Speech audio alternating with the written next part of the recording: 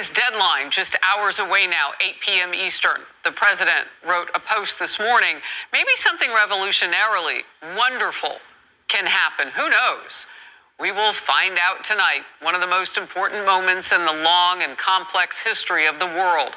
47 years of extortion, corruption, and death will finally end. I'm Harris Faulkner. You are in the Faulkner Focus. President Trump said this last night. 8 o'clock Eastern time, and after that, they're going to have no bridges, they're going to have no power plants. Stone Ages, yeah, Stone Ages. We have a plan, because of the power of our military, where every bridge in Iran will be decimated by 12 o'clock tomorrow night, where every power plant in Iran will be out of business, burning, exploding, and never to be used again. I mean, complete demolition by 12 o'clock. And it'll happen over a period of 4 hours if we wanted to. We don't want that to happen. Brand new video now from Central Command shows our U.S. military firepower at work. As part of Operation Epic Fury, U.S. forces continuing to destroy terrorist targets inside Iran. So far, they have taken out, and this is a huge number, 13,000 targets and damaged or destroyed more than 155 vessels. Fox News can confirm the U.S. bombed dozens of sites on Karg Island overnight. And the focus was on the bunkers there, radar stations, and ammunition stores. I guess the president made it clear to Iran what they need to do. So last night was meeting tonight. So we'll see what happens. Storage areas. International military strategist Lieutenant Colonel Darren Gobb is coming up next in focus. Though, let's talk to our chief foreign correspondent, Trey Yingst, on the ground. We'll get a report from him, and we always can press in with at least one good question for Trey. Let's watch. Trey. Yeah, Harris, good morning. We're just 9 hours away from President Trump's deadline for Iran to make a deal, or the president says he will target Iran's energy infrastructure, bridges, and power plants. Overnight, the United States launched dozens of airstrikes against Iran's Karg Island, a critical piece of oil infrastructure. We understand, according to Fox's Jennifer Griffin, the targets included bunkers, radar stations, and ammunition storage. Landing docks were intentionally not targeted, according to senior U.S. officials. Now, the IRGC has warned it will target U.S. oil interests in the region and that it will make U.S. and its allies deprived of gas in the Middle East for years. The president speaking yesterday from the White House saying this about the situation. Do I want to destroy their infrastructure? No. It will take them 100 years to rebuild. Right now, if we left today, it would take them 20 years to rebuild their country, and it would never be as good as it was.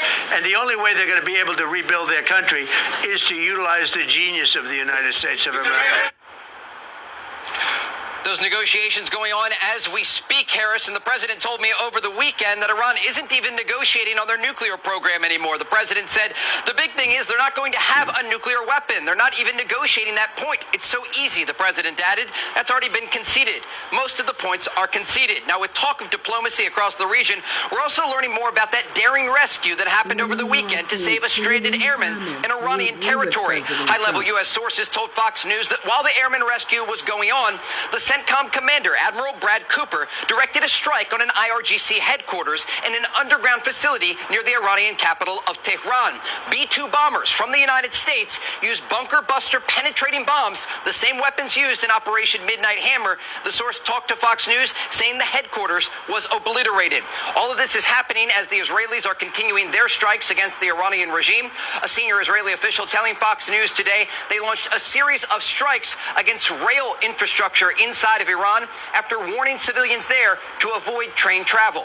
Harris? And that gets me to just a quick follow-up question. So the Prime Minister Netanyahu said, we are crushing the terrorist regime in Iran, but we are doing so with even greater vigor and with increasing force. And he talked about hitting the train tracks and bridges used by the IRGC. Just talk to me real quickly about this ramp up now that he mentioned. Yeah, Harris, right now we are seeing a complete disconnect in the capabilities of the United States and Israel versus Iran. Each and every day, the United States and Israel are ramping up their strikes against the Iranian regime. Yesterday, the Secretary of War, Pete Hegseth, said it was the largest bombing campaign since Operation Epic Fury began. The campaign today is expected to be even larger. At the same time, the Iranians are continuing their attacks across the region with cruise missiles, ballistic missiles, and drones. But each and every day, their capability is getting reduced, and that is part of the strategy of the United States. I'm told by officials here in the Middle East that the U.S. and Israel can carry on a campaign for far longer than the Iranian regime. Be sure to like and subscribe for all the Fox News latest on YouTube and catch full shows streaming now on Fox One. Okay, people, what do you think about this? It is tonight, and actually it is past time, Eastern time, 8 o'clock Eastern time. Welcome to the News Hour. President Trump is backing off for now his threat to destroy Iran's civilian infrastructure and wipe out its civilization. In a social media post, he said he has agreed to suspend the bombing and attack of Iran for 2 weeks, calling it a double-sided ceasefire. That's if Iran immediately reopens the Strait of Hormuz. And the president added that the U.S. received a broad proposal from Iran that is, quote, a workable basis on which to negotiate. Nick Schifrin starts our coverage. Today, after rockets rained onto Tehran and U.S. and Israeli strikes smashed buildings and carcasses, President Trump provided a reprieve, accepting Pakistani Prime Minister Shehbaz Sharif's proposal for the president to delay his ultimatum by 2 weeks and for Iran to lift its chokehold over the Strait of Hormuz also for 2 weeks. This morning, President Trump's ultimatum was his most severe yet. A whole civilization will die tonight, never to be brought back again. I don't want that to happen, but it probably will, calling tonight's original deadline one of the most important moments in the long and complex history of the world. Every bridge in Iran will be decimated by 12 o'clock tomorrow night. Yesterday, President Trump said if Iran didn't reopen the strait and make a deal, he would launch a 4-hour bombing mission beginning tonight at 8 p.m. Eastern, dramatically expanding last week's strike on a bridge that a U.S. official says was a planned Iranian resupply route. Military officials told PBS NewsHour if the president ordered the new campaign, they would target bridges and power plants that have connections to the Iranian military. There are still some things that we'd like to do, for example, on Iranian ability to manufacture weapons that we'd like to do a little bit more work on militarily. But fundamentally, the military objectives of the United States have been completed. So today in Budapest, Vice President J.D. Vance, on a visit designed to politically support Hungarian Prime Minister Viktor Orban's re-election, said U.S. demands included Iran halting all support for regional proxies, including Hezbollah. They've got to know we've got tools in our toolkit that we so far haven't decided to use. The President of the United States can decide to use them, and he will decide to use them if the Iranians don't change their course of conduct. But today, Iran continued to strike the U.S.'s Arab Gulf allies, targeting a Saudi petrochemical complex. Israelis rushed to shelters as Iranian missiles targeted Tel Aviv and its suburbs. And today, Iran's president called for volunteers to protect the country's infrastructure. He said 14 million young Iranians answered the call to create human chains around bridges and even the country's nuclear facilities. There must be no doubt Iran will take all necessary measures to defend its people. And tonight's pause does not change Iran's long-term public demands, laid out today by Iran's UN ambassador Amir Saeed Iravani, which, at least in public, includes financial control over the Strait of Hormuz.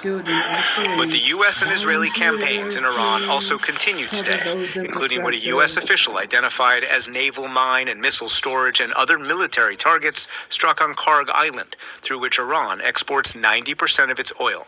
Israel also targeted some of Iran's railway network. And one strike even hit a Tehran synagogue and its irreplaceable handwritten copies of the Torah. Before President Trump's pause, Israeli Prime Minister Benjamin Netanyahu said the campaign would continue. I tell you constantly that we are crushing the terrorist regime in Iran, but we are doing so with even greater vigor and with increasing force. But tonight, a White House official tells me that Israel, too, has agreed to stop firing and to the president's ceasefire, Jeff. And so it does appear that at least for 2 weeks, this war is now over. And Nick, what are the implications of the president's announcement tonight beyond this 2-week delay, this 2-week ceasefire?